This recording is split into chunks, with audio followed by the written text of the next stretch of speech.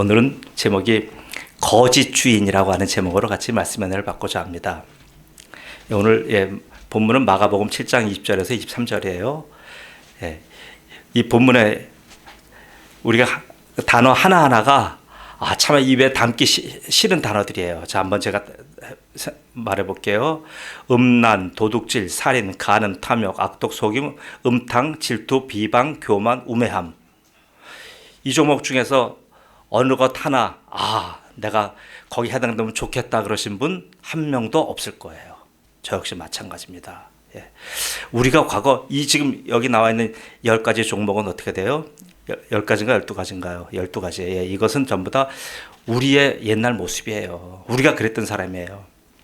그러면 지금 현재는 어때요? 지금은 아니에요, 여러분. 이런 기질들이, 이런 현상들이 내가 가끔 나타난다고 할지라도요, 예전의 나와 지금의 나를 동일시하지 마세요. 그 동일시하면 거기서부터 이제 뭐가 돼요? 혼란이 오는 거예요. 이제 우리는 어떤 사람이에요? 우리는요, 여러분, 자, 마태복음 5장 14절에 예수님께서 뭐라 그러셨냐면 너희는 세상의 빛이라 그랬어요. 자, 한번 따라하세요. 너희는 세상의 빛이라. 빛이에요, 여러분. 비록 우리 겉사람이 자꾸 후패하고 자꾸 겉모습도 이게 늘어가고 하지만요, 이런 거 상관없어요. 우리는 근본적으로 우리는 빛이에요. 그러니까 빛이라서 어때요? 우리 앞에서 산 위에 있는 동네가 숨기지 못할 거예요. 자, 우리를 세상의 빛이라고 하신 분이 누구예요? 예수님이에요. 여러분, 딴 사람이 아니에요. 뭐 어떤 권위 있는 사기의 권위자들 이런 전문가들이 아니고요. 예수님이 우리 보고 너는 세상의 빛이라 그랬어요. 자, 그러면 누가 나를 잘 아는, 우리 부모님이라든가 나를 잘 아는 분이 나보고 야, 너는 왜 상태가 그러니라고 한다면 그 말이 맞아요? 예수님이 나를 세상의 빛이라고 하신 말이 맞아요? 어떤 말이 맞아요? 아멘. 그래요. 그죠, 김추정 원사님.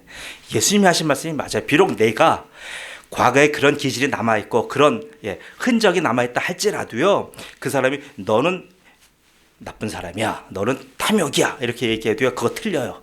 우리는 어떠냐면 예수님이 너는 세상의 빛이야, 이게 맞는 말이에요. 그러니까 우리가 보세요, 자꾸만 죄성들을 들춰서 그것 때문에 상대를 판단하지 마세요. 죄는 정죄하고 죄는 미워야 되지만 죄인은 사랑하고 품고 아껴주고 기다려줘야 되는 거예요. 분리해야 됩니다. 그래서 예수님은 우리를 어떻게 돼요? 너는 세상에 빛이 될 수도 있어. 네가 노력하면, 네가 열심히 그렇게 잘 살아가면 빛이 될 수도 있어. 야, 너는 빛이 될 가능성이 한 10%는 보인다. 너는 5%야. 예수님 그렇게 말씀 절대로 안 하셨어요. 너는 세상의 빛이다라고 아주 단정적으로 말씀하셨어요. 자, 우리는 어제의 모습과 오늘의 모습이 이렇게 극명하게 다른 존재들이에요. 여러분 자신을 그렇게 보셔야 돼요. 왜요? 내가 나 자신을 아는 것보다 예수님이 나 자신을 아는 것이 더 정확하고 더 총체적으로 알기 때문에 그래요. 그렇지 않습니까? 내가 내 자신을 잘 몰라요. 여러분 사시면서 여러분 이 복부 속에 있는 여러분 내장 형태 한 번이라도 보신 적 없잖아요. 저도 그래요. 저 머릿속에는 저의 이 모든 대뇌, 손의 중뇌 이런 뇌가 어떻게 생긴지 몰라요. 그러나 예수님 우리를 다 보고 계시며 우리를 조성하셨으며 그 예수님은 우리의 모든 일거수일투족을 알고 계셔요. 그러니까 예수님 말씀하시는 것이 정확합니까? 부정확합니까? 정확합니다. 아멘. 네, 감사합니다. 그런데 정확한데, 근데 때로는 예수님이 그런 말씀이 좀 솔직히 버겁지 않으십니까? 나 같은 사람을 보고 어떻게 하나님이, 예수님이 세상의 빛이래. 난 내가 나를 아는데 이 세상에선 털 어두운 생각들, 이 세상에서 손 나쁜 생각만 나오는데 어떻게 나를 보고 세상의 빛이래? 우리 보는 자신을 보고 그럴 수 있어요. 그러나 예수님은 거기에 눈 하나 깜짝하지 않으셔요. 예수님은 너는 네가 비록 실수하고 네가 비록 넘어지고 네 속에서 여러 가지 많은 검은 구름이 올라온다 할지라도 너는 세상의 빛이야. 예수님 그러시는 거예요. 여러분 자신에 대해서 이렇게 새로운 시각으로 눈을 뜨셔야 돼요. 여전히 예전에 내가 그렇게 살아왔으니까 나는 그런 사람이다라고 하는 시각을 계속 갖고 있으면요, 그분은 아직 믿음 들어간 거 아니에요. 믿음이 들어가면요, 이런 황당한 일이 생기는 거예요. 이런 일이 어떻게 돼요? 산을 명하여 옮기는 거랑 똑같은 거예요. 그런 엄청난 일이 지금 일어난 거예요. 바로 내가 이렇게 세상의 빛이라고 하는 사실을 믿는 것이 이렇게 엄청난 겁니다. 그런데 우리와 세상 사람 비교해 보면 어떻게 세상 사람이 우리보다 잘난 사람들이 훨씬 많아요. 근데 예수님은 그들 보고 너는 세상의 빛이라고 안 하셨고 오히려 우리 같이 고린도전서에 나오잖아요. 우리가 어떻게 미약하고 우리가 천하고 없고 우리가 여러 가지 부족한 게 많잖아요. 그런데 불구하고 우리를 예수님께서는 바로 세상의 빛이라고 그러셨어요. 왜 그래요? 하나밖에 없어요. 차이가. 세상 사람은 세상 앞에 물질 앞에 세상 문화와 돈 앞에 서 있어요. 그러나 우리는 어때? 우리는 바로 예수님 앞에 서 있는 존재들이에요. 우리는 성삼위, 삼일체 하나님, 성부, 성자, 성령 하나님 앞에 서 있는 자들이에요. 이거 하나 다른 거예요. 그들과 우리는 다를 게 아무것도 없어요. 오히려 여러 면에서 그분들이 더 나아요. 그러나 우리가 그들과 다른 거는 우리는 하나님 앞에 서 있다고 하는 이 점이에요. 세상 사람은요 하나님 앞에 서 있지 않아요. 그럼 예수님이 왜 우리를 이렇게 세상의 빛이라고 평가해 주셨는지, 아까 얘기한 너는 어둠이야 이렇게 평가하지 않으시는 이유가 뭔지 우리가 그걸 한번 알아볼게요. 자, 우리를 예수님께서 세상의 빛이라고 하신 이유를 한번 알아볼게요. 첫 번째는 뭡니까? 바로 첫 번째는 하나님 때문에 그래요. 첫 번째 이유는 하나님이에요. 나랑 하나님과 무슨 상관이 있길래 예수님이 하나님 때문에 나를 빛이라고 하셨는가? 그것은 바로 하나님의 속성 중에서 하나님이 하신 일이 뭐가 있냐면, 하나님은 우리를 위해서 구원하시려는 계획을 갖고 계셨어요. 하나님은요. 그래서 하나님은 어떻게 하면 구체적으로 하나님은 모든 사람 중에서 하나님 구원할 사람들을 하나님께서 선택하셨고, 선택한 사람을 전부 다 어떻게 했냐면요, 그 사람들을 전부 다 예수님께로 보내는 거예요. 이게 하나님의 계획이에요. 세상 모든 사람을 하나님은 다 구원하지 않으셨어요. 여러분 여기서 오해 없기 바랍니다. 우리가 믿기만 하면 전부 다 구원받는 거 아니에요. 그 하나님은 이렇게 구원받기로 하나님께서 미리 이렇게 부르신 사람들을 어떻게 하냐면 전부 다요, 야 너를 구원받고 싶지, 구원을 내가 너에게 줄 거야. 그런데 하나 조건이 있어. 그 조건은 뭐냐 하면 내가 너희를 예수님께로 보낼 거야. 그럼 너희는 예수님과 함께, 예수님을 보고 예수님과 함께 살아가. 그러면 너희에게 구원이 있어요. 이거예요. 그래서 하나님은 어떻게 말씀하셨냐 한번 보세요. 에베소서 1장 제가 한번 3절 읽어드릴게요.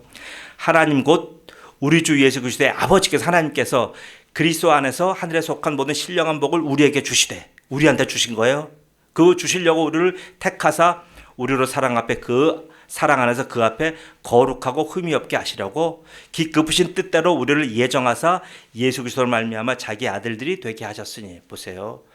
하나님 반드시 우리를 구원해 주시는데, 하나님이 단독으로 구원해 주는 것이 아니라 바로 하나님이 구원하신 백성을 예수님께 보내요. 그러니까 예수님 없이는 구원받을 수 있어요? 없어요? 구원받을 수 없는 거예요. 사도행전 4장 10절에 천하 사람 중에서 구원받을 다른 이름을 주신 적이 없어요. 예수님 외에는요. 그러니까 예수님에게만 구원이 있는 거예요. 왜요? 하나님은 구원 주시기로 작정된 자들은 전부 다 예수님께로 보낸 거예요. 그 계획을 이루시기 위해서 하나님은 그 아들 독생자 예수 그리스도를 준비시키셨고, 그 예수 그리스도는 그 계획을 가지고 이 땅에 오신 거예요. 자, 그래서 예수님은요 전부 다 사람이 예수님 앞에 나오잖아요. 병 고쳐달라고 나오고 뭐 여러 가지 귀신 고쳐달라고 나오잖아요. 그럼 예수님은 뭐라고 하셨냐면 전부 다 무조건 고쳐준 게 아니에요. 예수님 말씀하셨어요. 요한복음 10장 이전에 뭐라고 말씀하셨냐면, 아버지께서 아들 예수님께 주신 사람에게 영생을 주게 하시라고. 하나님께서 보내주시지 않은 사람에게 영생을 안 주시는 거예요. 이거 무서운 말씀이에요. 아버지께서 아들에게 주신 모든 사람에게 영생을 주게 하시려고 만민을 다스리는 권세를 아들에게 주신 거예요. 보세요. 하나님과 예수님은 이렇게 지금 우리의 구원을 위해서 상호 협력해서 활동하시는 거예요. 자, 첫 번째는 하나님의 계획 때문에 우리가 구원받은 거. 두 번째는 바로 우리가 이 하나님의 계획이 아무리 있다 할지라도요, 예수님께 부른 모든 사람을 보내요. 근데 예수님이 저는 세상 안 내려갈래요. 저는 가서 십자가 가서 죽고 이런 일 안 할래요. 예수님 만약 불순종하셨다고 한다면 이 일은 성립되지가 않아요. 그런데 예수님께서는 그 하나님의 구원 계획에 전적으로 순종하신 거예요. 그래서 예수님은 자신의 인생을 위해 사신 것이 아니라 바로 하나님이 계획하신 그 구원의 계획을 완성시키려고 이 땅에 오신 거예요. 그래서 예수님 이 땅에 오셔서요 뭐라 그러셨습니까? 10절장에 뭐라 그러셨냐면, 나는 아버지께서 내게 주신 말씀들을 우리 그들에게 주었사오며 그들은 이것을 받고 내가 아버지께로 나온 줄 참으로 아오며 아버지께서 나를 보내신 줄도 믿었사옵나이다. 내가 그들을 위하여, 그들은 우리의 그들을 위하여 비옵나니 내가 비옵는 것은 세상을 위하며, 세상 80억의 인구를 위하여 아니에요. 아니고 뭐예요? 내게 주신 자들을 위함입니다. 하나님께서 예수님에게 보내주신 자들만 위해서 구원해 주신 거예요. 이게 지금 이것 때문에 많은 분들이 지금 고민하는 문제 중에 하나가 이거예요. 이게 구원이에요. 이게 제한속죄라는 거예요. 하나님 모든 인류를 다 구원하지 않으셔서 모든 인류를 다 구원할 것 같으면 왜 예수님이 이 땅에 오실 필요가 없잖아요. 그냥 하나님께서 다 구원하시면 되는 거예요. 전부 다 모든 사람에게 영생을 주시면 되는 거예요. 그러나 아니에요. 하나님은 부르신 자들, 예정하신 자들, 선택하신 자들, 그들을 어떻게 해요? 예수님께 보내신 거예요. 예수님께 보내서 예수님과 영접하고 예수님과 함께 살며 예수님과 연합하여 예수 그리스도와 함께 예수의 이름을 부르면서 사는 그 사람들에게 그 사람들만 구원 주신 거예요. 그러니까 그래서 교회가 있는 거란 말이에요. 그렇지 않다면 교회가 필요 없어요. 아니 우리가 왜 교회 나와서 지금 왜 이러고 있어요? 교회에 나왔다고는 증거는요, 바로 뭐예요? 우리는 이 구원의 가치가 너무나 소중하고 구원받은 사람이라고 하는 그런 명제가 있기 때문에 여기 있는 거예요. 자, 그리고 우리를 이렇게 세상에 빛이라고 평가해 주신 세 번째 요인이 있어요. 그것은 바로 뭐예요? 성령님 때문이에요. 곧 성령님이 그 목적을 이루시려고, 이 구원을 완성시키시려고 누가 오셨다고요? 성령님이 땅에 오시는 거예요. 성령님은요, 본인의 자의로 이 땅에 오신 게 아니에요. 성령님은 예수님이 하나님의 계획에 순종해서 그렇게 이 땅에 오셨듯이 성령님도 그 예수님이 그 순종의 결과로 우리에게 일으키신 구원을 지키려고, 구원을 완성시키려고 오신 분이 성령님이에요. 그래서 성령님을 보혜사라고 하는 말은 뭐예요? 위로한다, 변호한다, 중재한다, 협조한다, 대언한다, 그리고 결정적인 돕는다는 얘기예요. 뭘 도와요? 다른 것들 우리한테 풍부히 줘서 돕는다는 의미가 아니고요, 바로 우리의 구원의 완성을 돕는다는 얘기예요. 그러니까 성령을 자꾸 오해하면 뭐예요? 여러 가지 성령의 은사들로만 자꾸만 착각해요. 아니요, 그거는 성령님께서 하시는 일 중에 하나일 뿐이지 그게 다가 아니에요. 성령님이 하시는 근본 목적은 바로 우리에게 하나님이 일으키신 이 구원을 예수님으로 계속 믿게 하고, 구원의 끝까지 우리가 탈락하지 않고 이 구원을 끝까지 이끌어 나가는 거예요. 그게 성령님 역할이에요. 자, 그래서 예수님은 그 성령님에 대해서 뭐라고 말씀하셨냐면 요한복음 16장에 그러나 진리의 성령님이 오시면 그가 너희를 모든 진리 가운데로 인도하시라. 진리는 뭡니까? 바로 예수님이 진리고요. 예수님이 이런 하나님의 구원 계획을 이행하시는 게 진리예요. 진리 가운데 인도하시리라. 그가 성령님이 스스로 말하지 않고, 성령님은 오직 들은 것을 말하며 장래일을 너에게 알리시리라. 장래일은 뭐예요? 우리의 영생과 구원이잖아요. 자, 그가 내 영광을 나타내는, 예수님의 영광을 나타내는 그 성령님은요, 내 것을 가지고 너에게 알리시겠습니다. 무릇 아버지께 있는 것은 다 내 것이라. 그러면 내가 말하기를 그가, 성령님은 내 것을 가지고 너희에게 알리시리라. 그럼 내 것이 뭐예요? 예수님의 십자가의 구원이에요. 그 구원 사실을 성령님이 우리에게 알려주는 거예요. 그것이 성령님이 하실 일이지, 성령님이 뭐 우리에게 우리가 필요한 여러 가지 이 땅에 있는 것들, 그거 원하는 것, 성령의 은사들, 이게 주목적이 아니란 말이에요. 자, 예수님이 하나님의 권세를 가지고서 하나님의 계획을 이 땅에서 하나하나 다 이뤄내셨듯이 성령님도 바로 이 하나님의 능력을 가지고 예수님이 일으키신 그 구원을 계속 이루어 나가시는 거예요. 곧 삼위 하나님, 성부 하나님, 성자 하나님, 성령 하나님, 이 삼위 하나님의 이런 놀라운 사역이 보세요. 우리의 비록 구원을 이렇게 일으키신 거예요, 여러분. 이 구원은요, 우리는 교회에서 늘 구원 얘기하는 구원이 굉장히 쉬운 줄로 알아요. 아니요, 구원을 주신 분 입장에서 구원이 굉장히 어려운 거예요. 성부 하나님은 그것 때문에 계획을 하셨고, 그것 때문에 우리 사람들을 선택하시고 예정하시고, 그 다음에 뭐예요? 예수님이 그 일을 순종하시며 그 일을 전부 다 그 일을 위해서 오직 예수님이 다 살아내셨고, 그 다음에 뭐예요? 성령님께서는 그렇게 구원받은 백성을 끝까지 낭망하지 않고 끝까지 우리가 영원한 하늘나라 갈 때까지 성령님이 우리의 구원을 계속 끌고 가시는 거예요. 지켜주시는 거예요. 보세요. 우리가 얻은 구원이 이렇게 어렵게 된 구원이에요.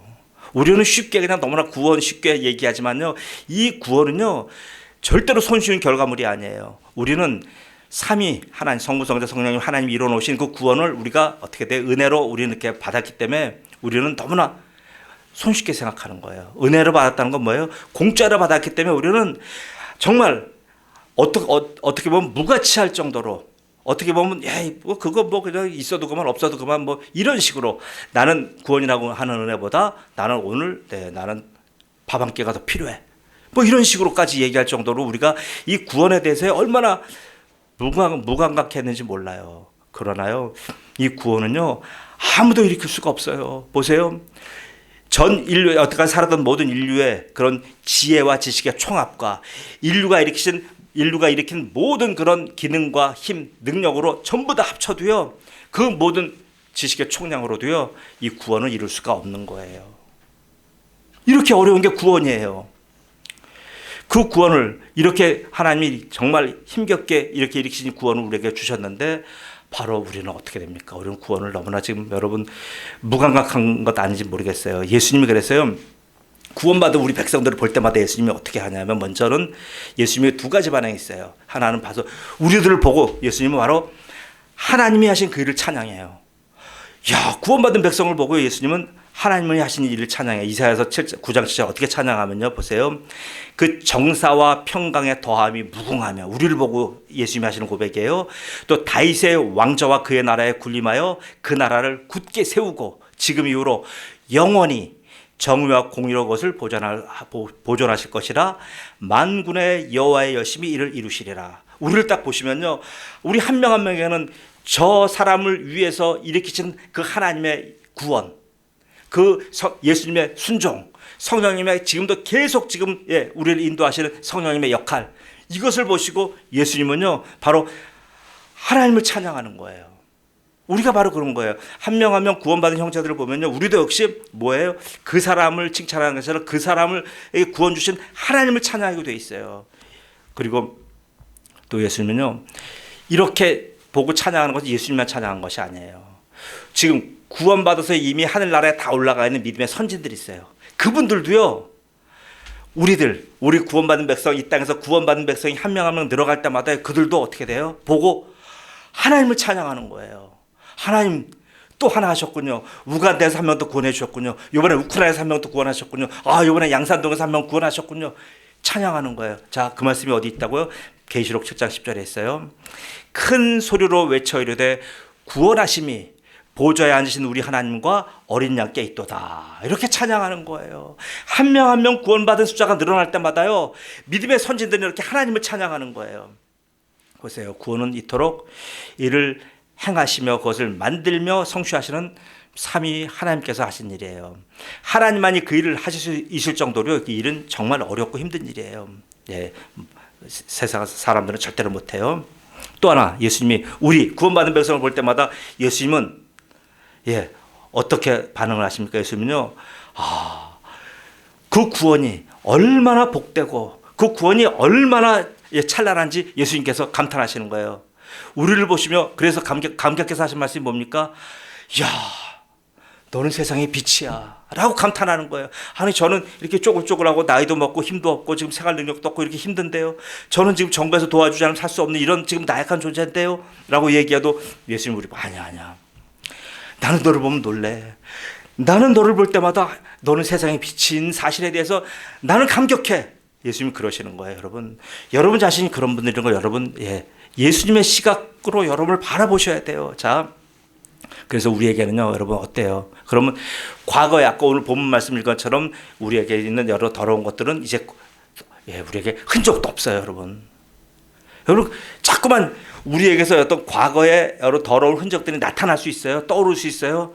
그렇다고 해서 우리가 그런 존재가 아니에요. 인정하지 마세요. 그런 건 있을 수가 있는 거예요. 죄는 계속 역사하고 죄의 흔적들은 계속 우리를 충동질해요. 그러나 우리는 바로 어둠도 아니고요, 우리는 더 이상 죄와 허물 속에서 그렇게 살아가는 사람이 아니에요.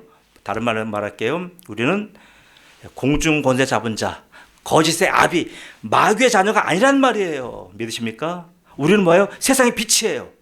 그래서 이제 우리 속에는요, 아까 말했던 그런 모든 악한 생각, 음란, 도둑질, 살인, 간음, 탐욕, 악독, 속임, 음탕, 질투, 비방, 교만, 우매함 이런 거 이제는요 우리 속에 아무리 찾으려고 해도 현미경 갖다 보려고 해도 이제는 없어요. 여러분 죄송은 없어요. 왜요? 예수님의 보혈로 그 모든 것을 깨끗게 해주셨기 때문에 그래요. 이제 죄가 없어요. 이런 거는 전부 다 찾아볼 수가 없는 거예요. 우리에게는 뭐가 보입니까? 빛만 보이는 거예요. 우린 빛이에요. 도대체 어떻게 해서 우리에게 이런 일이 일어났습니까? 아니 나 같은 이런 지금 형편없는 존재가 빛이라니. 그리고 나는 지금 여전히 지금도 과거에 죄책감에 사로잡혀서 툭하면 과거에 나의 죄졌던 모습을 해서 괴로워하는데 나는 그런 사람이 아니라니. 여러분 대체 왜 내 생각과 내 지금 모습과 왜 달리 주님은 이렇게 엉뚱한 말씀하시는 겁니까? 여러분 자 여기 주목해 주시기 바랍니다. 도대체 우리에게는 지금 예수님을 믿으면서 구원을 받으면서 어떤 변화가 일어난 거예요. 지금 변화가 일어났는데 우리가 모르는 거예요. 지금 분명히 엄청난 변화가 일어났어요. 지금 여러분과 저한테. 근데 우리는 그것을 몰라요. 왜 모르냐면 지금 우리의 모든 시각은 이 땅의 시각에서 바라보기 때문에 그래요. 땅의 시각에서 바라보니까요 우리는 변한 게 없어요. 왜요? 키도 그만하죠. 예, 수입도 뭐 달라진 거 없죠. 뭐가 달라졌어요? 도무지 아픈 사람이 여전히 아프고, 예, 가난한 사람 여전히 가난하고. 뭐가 바뀌었다는 얘기 도대체? 우리 성격 못된 사람은 여전히 못됐고, 여전히 그런 폭압적인 사람 폭압적이고, 변한 게 없어요. 보세요. 우리에게 어떤 물리적인 변화나 화학적인 변화가 일어난 것은 없어요. 그럼 거짓말하는 거 아닙니까? 예수 믿으면 옛사람은 새사람 되는 건데, 아니 변화됐다고 하면서 왜 변화 안 됐다고 합니까? 자 들어보십시오. 우리에게요 내적인 외적인 변화 없어요. 없는 거예요. 우리한테서 우리가 예수 믿고 변화된 건 아무것도 없어요. 우리에게 어떤 초자연적인 변화의 현상과 격정적인 변신이 일어난 것도 우리한테 없어요. 그런데 없는데 왜 예수님 우리를 세상의 빛이라고 그렇게 말씀하신 거예요? 이거 이상하지 않습니까? 나는 하나도 변화된 게 없는데 예수님 믿은 전이나 지금이나 뭐가 도대체 변했다는 얘기야. 여기서 많은 신자들이 지금 오해하고 있는 부분이 있어요. 많은 신자들은 내가 구원받았을 때 우리에게 어떤 엄청난 변화가 있어야 한다고 생각해요. 엄청난 내가 감각하는 그런 변화가 있어야만 그것을 내가 구원받았다고 하는 징표로 사람들은 그걸 믿어요. 아니요, 그거 아니에요. 성경은요 그렇게 일관되게 말씀한 적이 없어요. 단지 이것은 뭐예요? 많은 사람들의 간증일 뿐이에요. 그 자신들이 겪은 현상적인 변화를 꼭 진리인 것처럼 왜곡하는 것에 불과하는 거예요. 그런 말 믿지 마세요. 그럼 많은 신자들이 반문할 거예요. 아니 내가 그때 예수님 만났을 때 그때 흘렸던 눈물은 뭐예요? 떼굴떼굴 내가 예수님 만나서 굴렀던 그 사건은 또 뭐예요? 3일 밤낮 식음을 전폐하고 그 어떤 엑스타시에 빠져서 막 세상과 나는 간 곳 없었던 그런 모습은 또 뭐냐고 막 여러분 외칠 수가 있어요. 네, 그런 일도 일어나요. 저는 그런 일조차 부인하는 게 아니에요. 그러나 그것은 뭐예요? 그것은 경험이지 변화가 아니에요. 그것은 내게 일어난 어떤 현상일 뿐이에요. 그런 현상을 여러분 변화라고 착각하지 마세요. 그런 현상이 따라와야만 구원받은 거라고 그렇게 말씀하지도 마세요. 그런 현상은 그때 성령님께서 내게 주신 한 은사일 뿐이에요. 그 은사는 구원이 아니에요. 구원의 증거도 아니란 말이에요. 더군다나 신자의 변화를 가리키는 그런 시계추 같은 것, 시계 바늘 같은 것 절대로 아니에요. 구원과 상관없이 이것은 성령께서 우리에게 얼마든지 주실 수 있는 선물 중에 하나입니다. 그런 주관적인 경험을, 한때의 경험을 구원이라고 착각하고 살아가는 신자들이 그렇게 되면 어떻게 돼요? 그 이후에요 많은 혼란을 그리고 그 혼란 속에서 나중엔 답이 안 나오게 돼요. 왜 이러지? 내가 과거에 그때는 엄청난 지금 경험을 했고 막 방언을 했고 놀랄 만한 체험을 했는데 왜 지금은 안 나타나지? 왜 안 나타나는 겁니까 지금? 그럼 하나님이 계속 살아계시다고 하는 증거로 계속 나한테 줘야 되는 거 아니야? 그때는 나한테 신유연사가 있었고 대언연사가 있었고 저도 별연사가 다 있었지만 지금은 거의 없어요. 왜 없는 거야? 그러면 난 구원받은 게 아닙니까? 보세요. 자신이 받은 저 놀라운 경험과 그런 영적 체험이 나를 계속 끌고 갑니까? 아니에요. 계속 끌고 가지 못해 계속 일어나지 않는다는 얘기예요. 그런 사건은 지금도 계속 반복되지 않아요. 반복될 수도 있지만 반복 안 되는 게 더 많아요. 그러면 뭐예요? 우리는 자꾸만 과거의 경험을 자꾸 기대요. 그때 하나님 만났을 때 내게 그런 음성들 주셨고 그런 엄청난 그건 제가 감당할 수 없는 그런 은혜 주셨는데 지금은 이게 뭡니까? 라고 하나님 앞에 오히려 실망하게 돼요.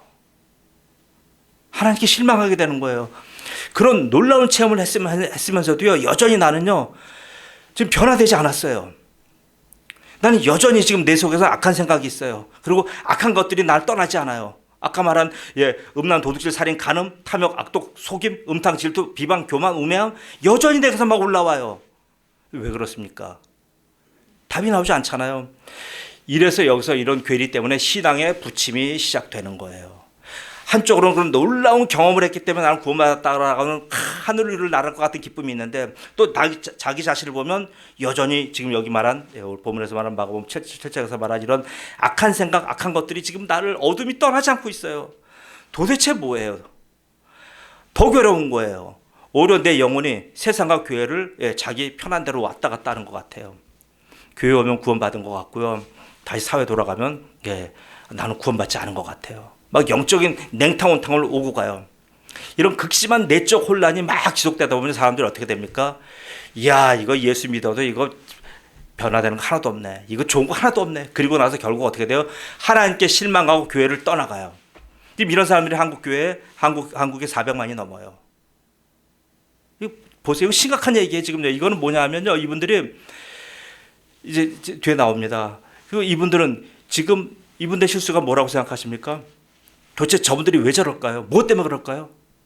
저들은요, 여러분, 바로 진리가 누구인지 후에요. 진리가 무엇인지 모르기 때문에 그래요. 곧 그들 속에 미안합니다. 진리가 없기 때문에 그래요.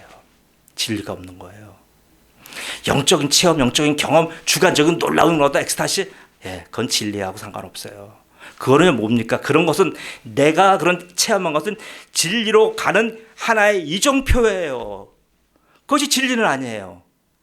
진리가 누구인지 진리가 무엇인지에 대해서 요한복음 8장 31절 32절은 다음과 같이 말씀합니다. 그러므로 예수께서 자기를 믿은 유대인들에게 이르시되 너희가 내 말에 거하면 참으로 내 제자가 되고 진리를 알지니 진리가 너희를 자유케 하리라. 이렇게 말씀하셨어요.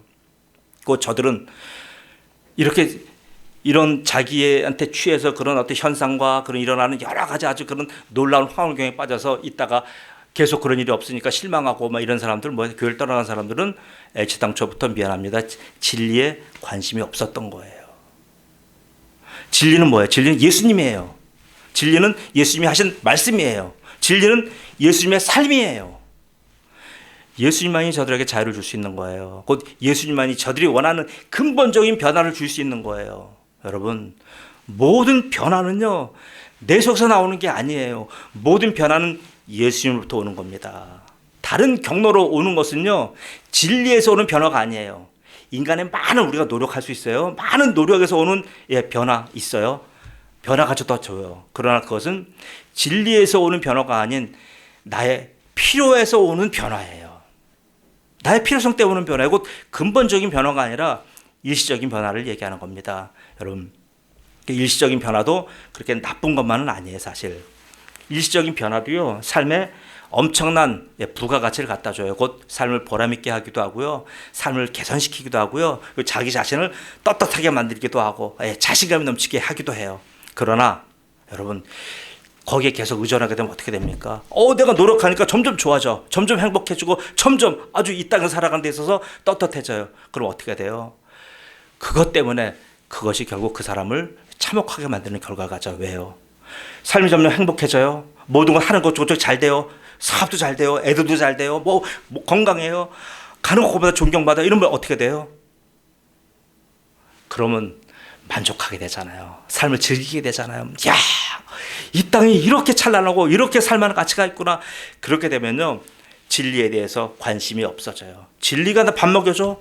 지금 내 사업체가 나를 밥 먹여주는 것이고, 지금 이 땅에 내가 즐기는 것이 지금 내가 얼마나 감사한데, 그까지 십자가 죽었다고 하는 예수가 도대체 나랑 무슨 상관이야? 그 진리 나랑 상관없어. 그 진리와 점점 멀어지고요, 점점 진리가 무관심해져요. 진리에 대해서요. 그래서 많은 변화를 이룬 사람들이 오히려요, 자신의 삶에 만족해서 그 삶의 즐거움과 행복에 빠지게 돼요. 거기 취해 살다가 나중에 어떻게 돼요? 결국은 그렇게 연기처럼 사라집니다.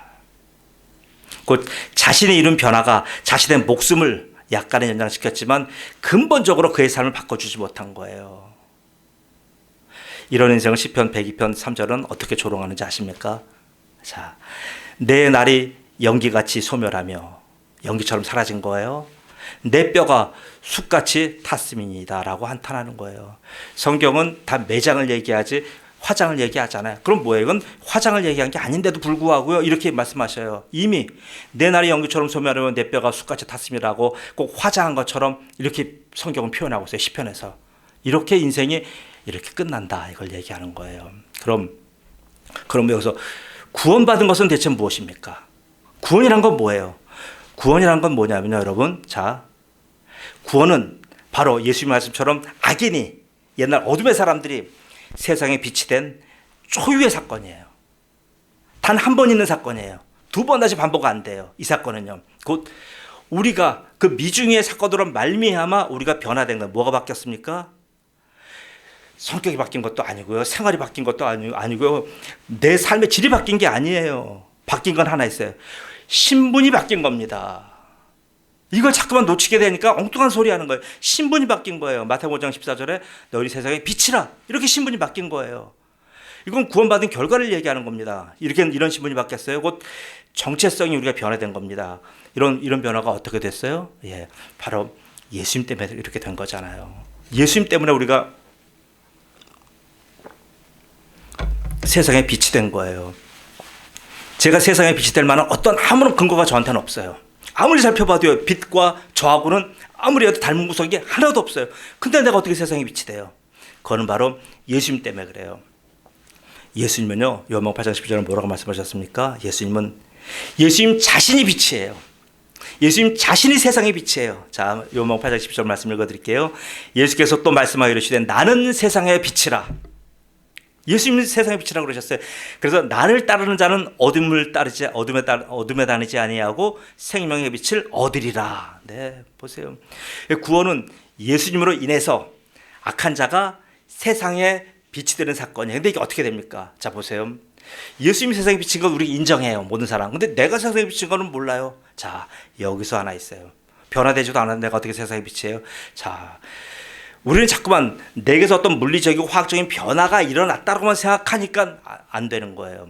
우리가 어떻게 돼요? 우리가 신분의 변화가 되면, 정체성의 변화가 되면 이제 예수님과 우리는 어떤 관계가 됐냐면, 예전에는 등지고 살았어요, 예수님과. 근데 이제 예수님과 우리는 마주보는 사이가 된 거예요. 나와 너가 된 거예요. 나와 그것 같은 이런 수단의 관계가 아니에요. 예수님과 우리 서로 마주보는 관계가 된 거예요. 부부는 마주보잖아요. 부부는 사랑하니까 같이 함께 서로 보고 서로 의지하잖아요. 예수님과 우리가 그런 사이가 된 거예요. 자, 그럼 뭡니까? 그러면 예수님이 빛이 쫙 비치면서 예수님 그 빛이 내게 들어와요. 그럼 어떻게 돼요? 그 빛이 내게서요, 나는 거울이에요. 내게서 이렇게 반사가 되는 거예요. 반사돼서 그 빛이 쫙 나가게 되는 거예요. 자, 그럼 뭐예요? 빛이 와서 내게 반사된 거지 내 속에서 어떤 변화가 일어난 건 아니에요. 단지 신분의 변화, 정체성의 변화가 일어났기 때문에, 예수님과 등지고 살던 인생이 예수님을 마주봤기 때문에 예수님이 빛이 나를 쫙 비치면서 이 빛이 나를 여기서 비춰서 반사돼서 쫙 나가는 거예요. 자, 그래서요, 예수님 때문에요, 그동안 나를 통제하고 나를 억압하고 나를 자기의 종처럼 부렸던 거짓 주인이 물러가는 거예요. 나는 변화된 게 없어요. 나는 신분상으로만 변화됐는데, 이것도 신분상으로 변화된 게 어떤 증명서를 받은 게 아니니까 몰라요. 우리 귀화됐으면, 한국 국적을 얻었으면 신분증을 받아야 되잖아요. 근데 우리가 그런 신분증 받은 게 없어요. 없는데 내가 신분이 자꾸 바뀌었다고 하니까 화가 나는 거예요.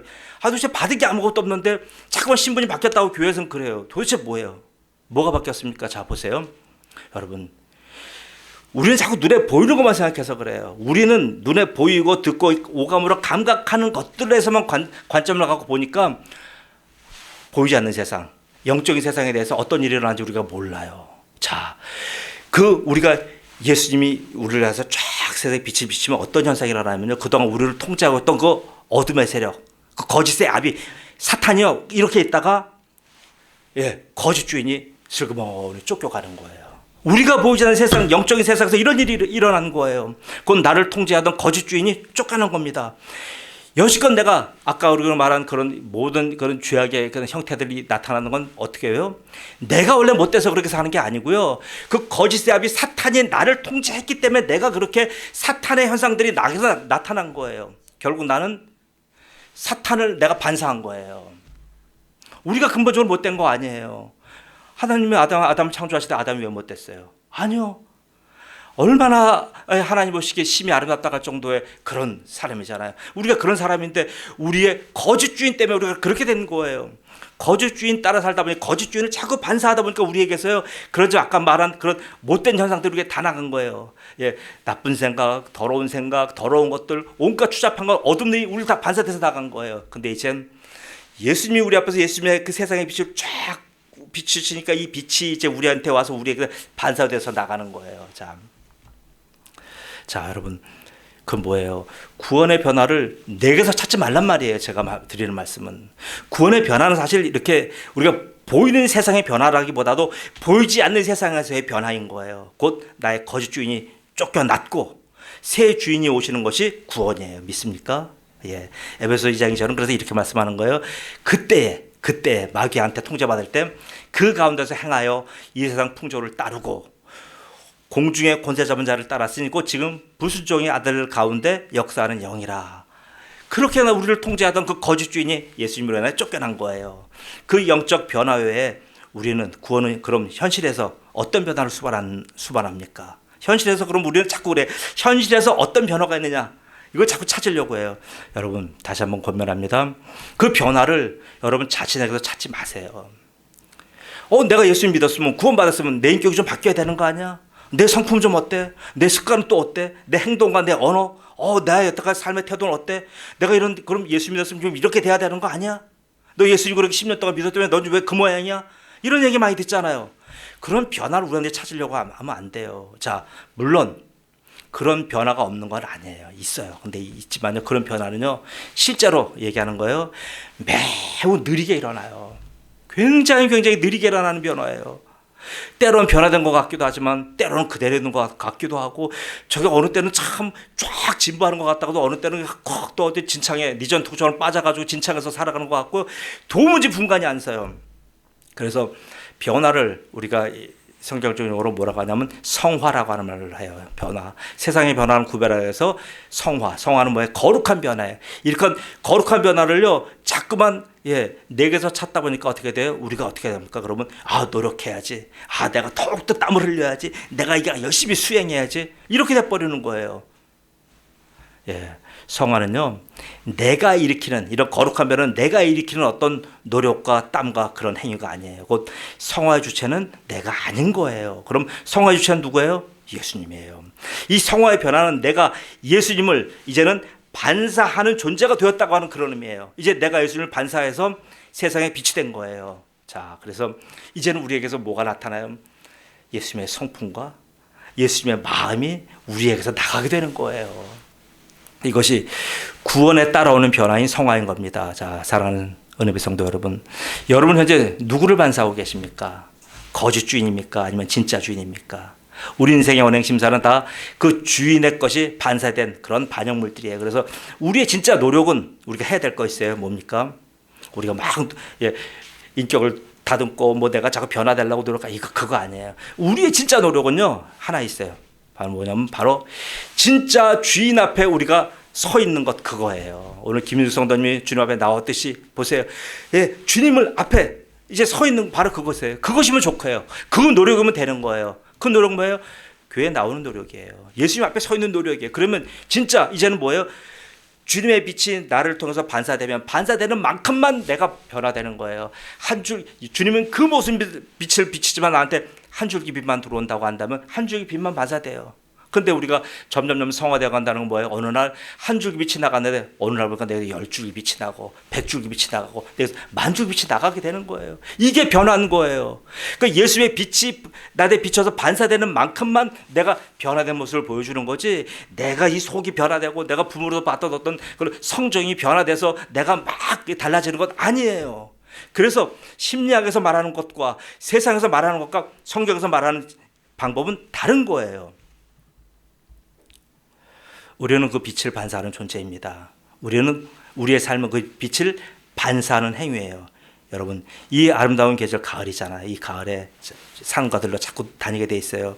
예, 그것도 좋지만 그것 자꾸 쫓아다닌다고 해서 만족 옵니까? 아니요. 잠깐의 만족은 있고 쉬는 것도 해야 돼요. 그러나 습관적으로 거짓 주인을 쫓아다니면 안 돼요. 아무리 열심히 거짓 주인 쫓아다녀도요, 그것은 우리에게 전혀 도움되지 않습니다. 우리의 진짜 주인이신 예수님은 오늘도 그래서 두 팔을 벌리고 여러분을 기다리셔요. 여러분 주위에 아직도 예수님 모르는 분들 향해서 두 팔 위에서 십자가에서 기다리고 계신 거예요. 그 예수님 바라보면 돼요. 그럼 그 예수님이 내게서 반사되는 만큼 여러분은 세상의 빛이 될 거며 생명의 빛이 되는 삶을 살게 됩니다. 저는 우리 은혜의 성도 모두가 다 이런 신분과 이런 상태로 살아가시기를 우리 주님 예수 그리스도의 이름으로 축복합니다. 아멘. 기도합니다.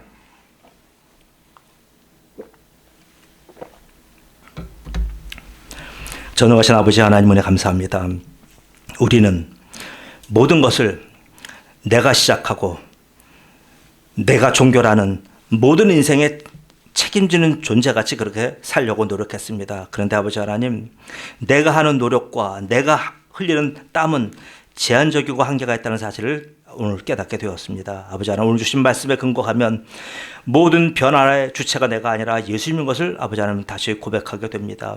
예수님 앞에 서 있을 때 예수님이 내게 반사되는 생명의 빛이신 예수님의 빛이 내게 들어와서 나에게 반사돼서 나가는 그 빛만큼 우리는 변화될 거며 그 빛만큼 우리는 세상의 빛이 될 거며 그 빛만큼 우리는 생명의 빛이 될 거라고 하는 성경의 진리에 오늘 눈뜨게 하신 것을 감사합니다.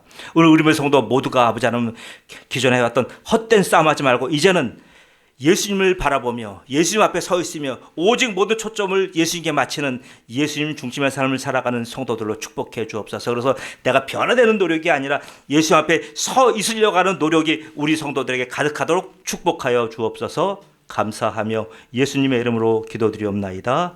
아멘.